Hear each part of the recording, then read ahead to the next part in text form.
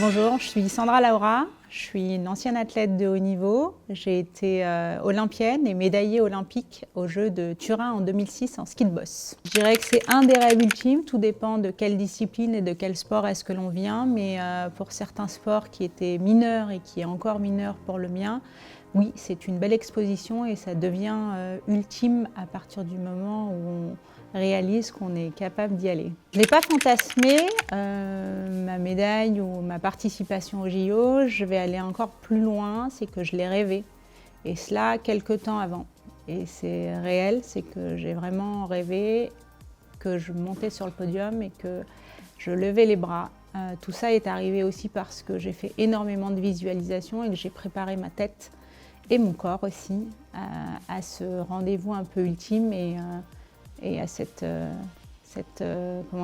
ce rêve d'avoir cette médaille.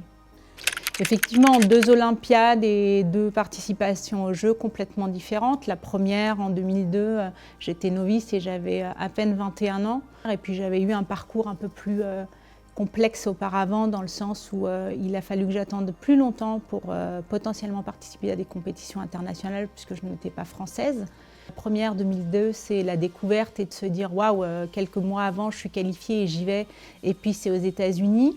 Donc il y a ce côté où on est très excité et de savoir comment est-ce que ça va se dérouler. Et c'est surtout qu'une fois qu'on en a fait une, on sait comment aborder la deuxième, puisqu'on a 4 ans après pour tout mettre en place. Et c'est ces choses que j'ai faites aussi en me disant j'ai 4 ans, je sais comment est-ce que se passe un événement international, comment se passent les Jeux, l'adrénaline que ça met, la pression que ça met. Et j'ai abordé de la meilleure des manières 2006 où j'ai tout mis en place petit à petit.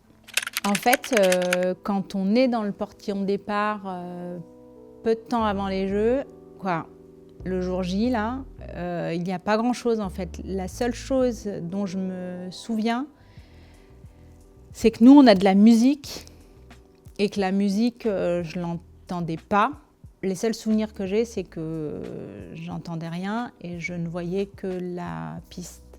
Je dirais que c'est des choses sur lesquelles je ne me suis pas trop attardée auparavant parce que dans notre sport, le ski de boss, il faut savoir que les hommes et les femmes, on participe le même jour et qu'on court sur la même piste. Donc du coup, on n'est pas forcément désavantagé, on est mis au même niveau que les hommes. Je l'ai peut-être plus ressenti sur le côté un peu médiatique ou alors partenarial, qui préférait peut-être des fois plus des hommes. Et encore, je dirais, tout dépend de l'image et l'histoire que l'on dégage. Oh là là, c'est loin tout ça. Mais effectivement, je viens d'avoir ma médaille à Turin. Et le lendemain, ce qui se passe, c'est que déjà, le matin, on n'a pas beaucoup dormi puisqu'il y a l'excitation et l'adrénaline. Et le lendemain, on se rend un peu plus compte de ce qui vient de se passer. Et puis après, c'était une grosse journée de médiatisation avec une tournée générale, on va dire, de médias, que ce soit télé, radio. Et j'avais surtout très envie d'aller rejoindre mes proches, mais surtout de remonter dans ma station. Il faut savoir que sur certaines disciplines, et la mienne, très vite on repart sur le circuit international et du coup on continue à courir sur des Coupes du Monde. Donc on est quand même dans une énergie, je dirais, plus positive qui nous emmène pour continuer. Oui, le regard des gens, forcément, il change, quelles que soient les personnes en fait, autour, parce que les Jeux, c'est un des événements les plus médiatiques. Même ceux de nos proches, des fois, ils changent parce qu'en fait, ils changent dans le sens où il y a des étoiles et il y a de la joie, en fait. On leur donne de l'inspiration, de la joie, et puis il y a aussi le regard des gens qui étaient novices et qui ne connaissent pas, et là, on se dit ah ouais, on arrive à procurer en fait de l'émotion dans le regard des gens, et ça c'est assez, que ce soit un petit ou une petite, comme une personne plus âgée. Sur l'aspect psychologique, je dirais qu'après les Jeux, moi j'ai aussi fait un travail, alors c'est vrai qu'on en parle de plus en plus aujourd'hui, mais moi je me suis fait accompagner dès le début mentalement et psychiquement, même si auparavant, il y a plus de 20 ans, on disait que c'était des gourous. On se souvient quand même de ces passages, c'est que moi quand je disais que j'étais accompagnée par un psychologue, soit on était fou, soit on était, soit ils disaient que c'était des gris-gris. Aujourd'hui, la parole et les choses se libèrent de plus en plus, et tant mieux. Et en fait, c'est des vrais professionnels qui apportent une aide très précieuse sur le fait de ne pas dériver, de ne pas péter les plombs, de ne pas être au plus profond, de ne pas trop pleurer, qui nous apportent des clés pour qu'on puisse s'en sortir.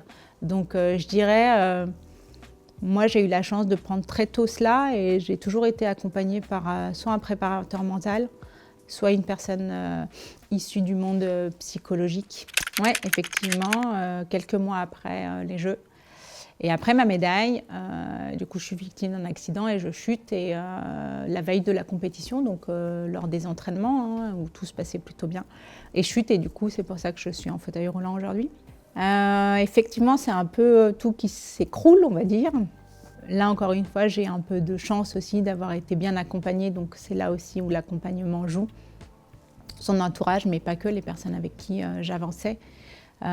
Pour se reconstruire parce que c'est pas évident quand on est une jeune fille et que tout bascule. Mais c'est chose faite et puis petit à petit aussi on apprend. Les grandes phases de reconstruction que j'ai eues, elles ont été psychologiques dans un premier temps et puis après physique. Mais le physique sans le psychologique ça marche pas et le psychologique sans le physique non plus. On peut le mettre dans les deux sens. Et encore une fois, j'avais pour envie de me remettre debout, de marcher, d'avancer. Et puis c'est petit à petit que j'y suis aussi arrivée. Certes avec des attelles, avec des piquilles, mais petit à petit j'y suis arrivée avec mon entourage, en me protégeant et puis en faisant de la répétition, chose que je faisais quand je m'entraînais, que ce soit psychologique ou physique. Répéter les mouvements, répéter les gestes dans sa tête, mais aussi physiquement. Donc je me suis reconstruite un petit peu comme ça. Oui, c'est vrai que j'ai une carrière qui s'est jamais éloignée du sport. J'ai été athlète pendant très longtemps, ensuite j'ai eu mon accident, j'ai évolué dans le monde des médias, ensuite j'ai évolué dans le monde des institutions, donc j'ai travaillé comme n'importe quelle personne qui travaille, et sans pour autant faire du sport à côté, mais en participant à l'évolution du sport et surtout en accompagnant des athlètes sur ce domaine-là, sur le fait que les institutions doivent les reconnaître. Ils ont des messages à porter, à lancer, à faire rêver aussi. Donc j'ai travaillé là-dedans et notamment sur les Jeux de Paris. Exactement, sur les Jeux de Paris 2024 où là j'ai eu plutôt la chance aussi de découvrir ce qu'étaient les Jeux paralympiques. Et c'est un peu ce qui m'a déclenché ce déclic et cette nouvelle vie. La décision et je dirais le projet dans lequel je me suis lancée après ces Jeux de Paris 2024 qui ont été extraordinaires, même si on a beaucoup travaillé.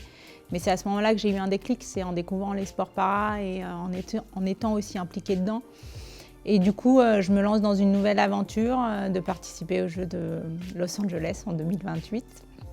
Et du coup, dans une discipline qui me ressemble aussi assez bien, on n'enlève pas les trajectoires, on n'enlève pas les virages et on n'enlève pas le fait que ça soit aussi un sport d'extérieur pour jouer aussi avec l'environnement, des choses qui m'étaient propres et qui me rappellent aussi ce que j'ai pu faire. Donc je me lance dans le paracyclisme et du coup, le fait de le partager aussi avec d'autres personnes qui savent ou qui ne savent pas rouler, c'est ce qui m'anime aussi dans ce projet-là. Il y a un double objectif.